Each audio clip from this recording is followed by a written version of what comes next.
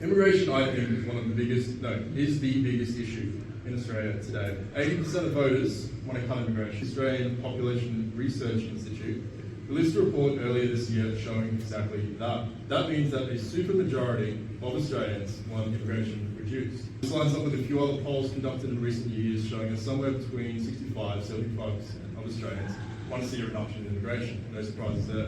Which is to say, the immigration argument has already been won. Whatever your thoughts are on immigration, the fact of the matter is that most people want to cut it.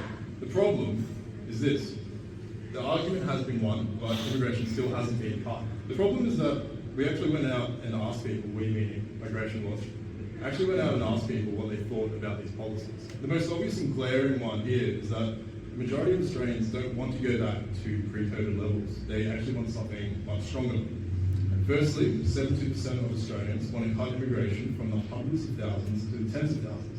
That actually isn't all that crazy. And it's actually what Australia did for the entirety of the 20th century, which I think we can all agree works pretty well. The Conservative Party in the UK are now using this. It shows strong action without being extreme. It's obviously necessary, I would argue, and it takes pressure off our Australian housing market. If Peter Dutton went out tomorrow and said, I'm going to cut immigration from the hundreds of thousands to the tens of thousands, I think he'll probably win from that, and probably win from that alone. I'm a bit more of a hardliner. I actually think that we should have net negative immigration.